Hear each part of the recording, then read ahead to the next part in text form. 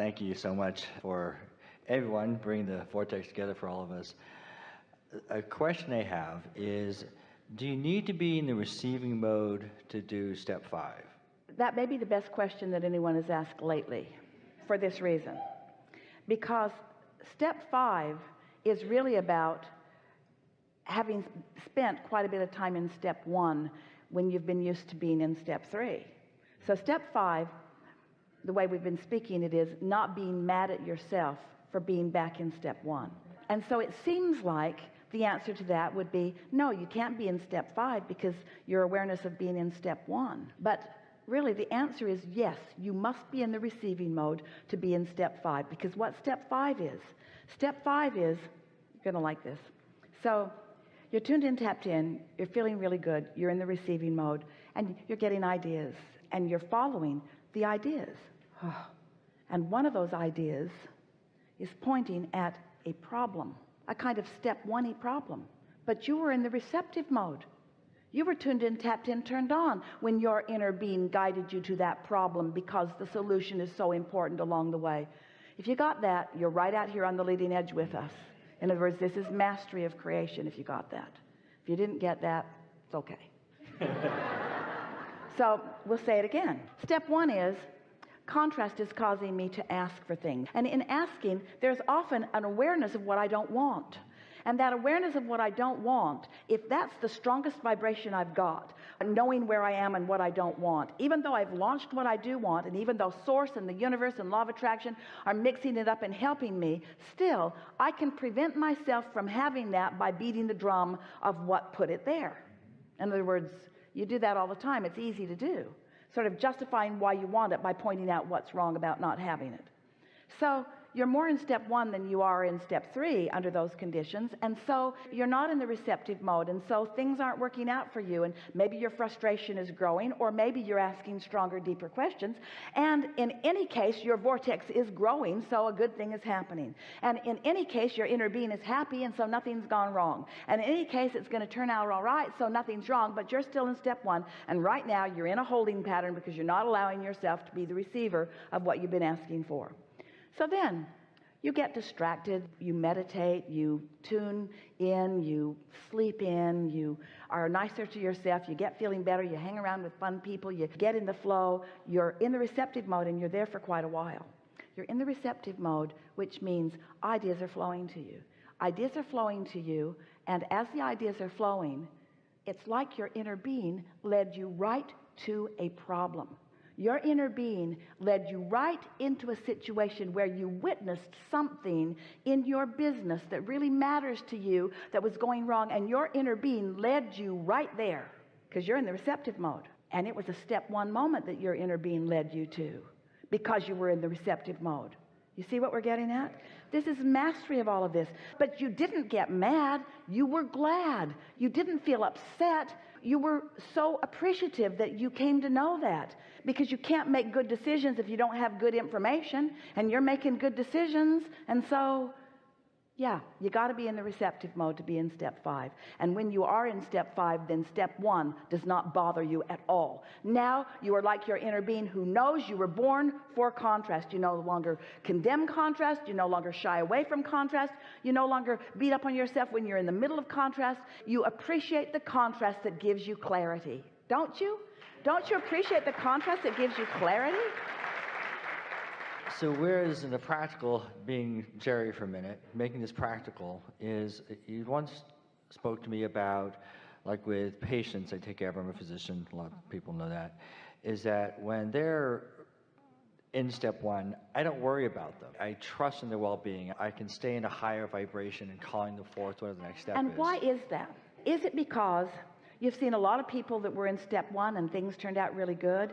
Or is it because you know that step 1 is the beginning of the process? Or is it because you know that you were all born to do step 1, 2, 3, 4, 5? Why is it that you had enough experience to know that you don't need to worry about them when they're in step 1? Yes. So isn't that nice? Your inner being has had enough experience to know that step 1 not only isn't a problem, sometimes it's a clarifying situation, isn't it? Sometimes it's a catalyst to exactly what they want, isn't it? And why would it be different for you? well, this is what you were sneaky about. So then you asked me, he's like, is there someplace else about it? And you asked me, do you feel that about your staff? And it kind of caught me off guard. I realized when there's a step one moment with the business, and there's something that they're not following a procedure or something that's not going well, is that I get off. I lose the step 5 perspective. But here's what I heard today, is that when I attract something I don't like, and from a loved one or a situation, is that I don't need to worry about me being off.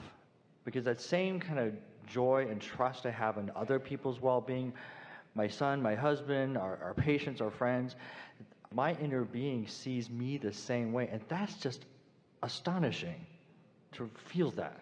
To feel that when I slip up by tracking some behavior or event, you know, the being pulled over by the car or the bank account or whatever it is, the weather, whatever, the changes is that, yeah, I attracted something unwanted, undesirable, and my inner being, me, the true me, the physically focused me, this is really different. My inner being is fine. Like I have to take care of him. My inner being is fine.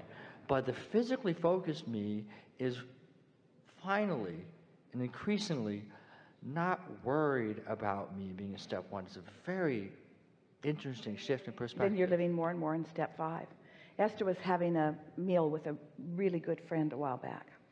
And they had just been with a group of people that were 3 generations. So there were grandparents and parents and children all together, all having this wonderful time.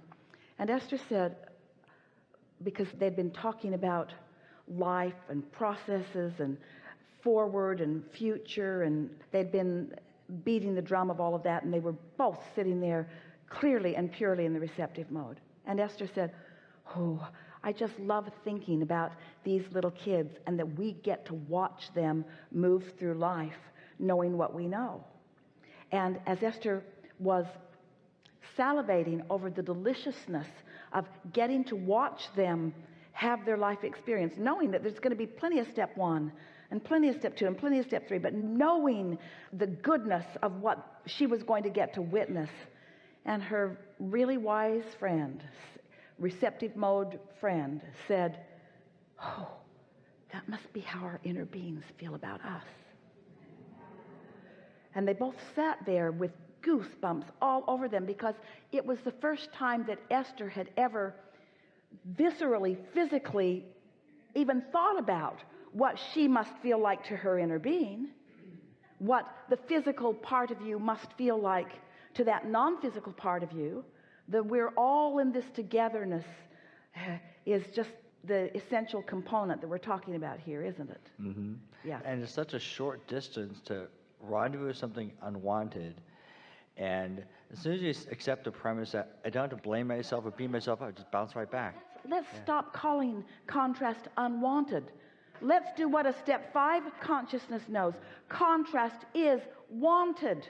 Otherwise, this magnificent Persian rug would be black. It would look like that. Which do you like better, that or that? Show them. Shine it. Like that or that? You like that better or that better? Ooh. You know, the thing about a Persian rug is that there are so many different pieces of thread in it, and no matter what other fabric or wall color you bring to it, that is in there, and it will reflect it back. That's contrast.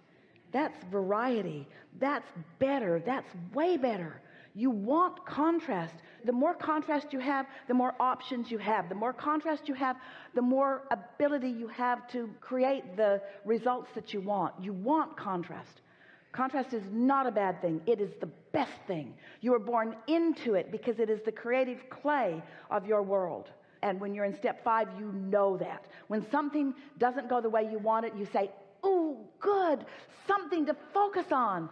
Esther broke a whole etagere full of beautiful things that Jerry and Esther had gathered from all around the world. She was dusting, and it fell off the thing, and the top shelf fell, and the second shelf fell, and the third shelf fell, and the fourth shelf, and everything came crashing down, and Jerry came running from the other room, and he said, "Don't move," and Esther standing there always in her bare feet with shards of glass in the floor and everything, and Esther looked up like, "Look what I've done," and Jerry said, "Oh, good, something to want." Something to want, more things to want. When the contrast happens, there's a physical focus that sometimes we get the wobble, and it's not, the contrast is desirable, but there's an emotion sometimes comes a little bit negative. That's what I'm getting at, is that you just bounce. Let's talk about what the wobble is, though. Is the wobble because contrast is there, or is the wobble there because within the contrast you're not stable?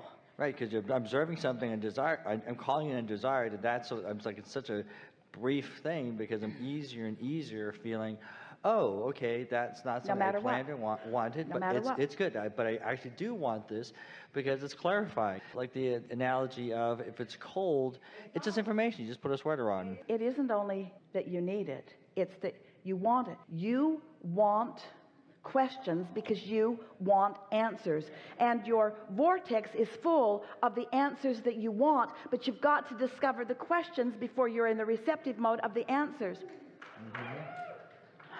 Never said that before. Probably can't say it again.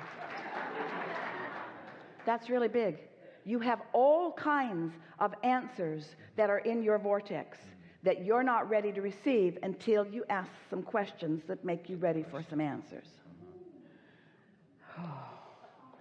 So every renegade, every rascal, every person that gives you any trouble, kiss them full on the lips and say to them, bless you for assisting in the becoming of me, because I've come to become, and unless I'm becoming, I'm not happy. I like becoming. It's the most natural thing to me. I got to become. So bless this contrast and these rascals that bring it. We came to be physical because I wanted contrast. I wanted clarification. I wanted the fun of new ideas and information. There's no new ideas without some contrast. It's got to be there. Like I chose to be here physically. More. Wow. More. More of what? More clarity, more fun, more exhilaration, more life, more love, more appreciation, more good feelings, more goosebumps, more, and more of all of the things that lead to that. Yeah, really good. Yeah. Thank you so much. Really good.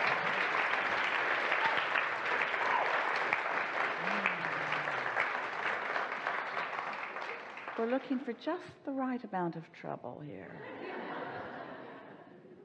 You look like it.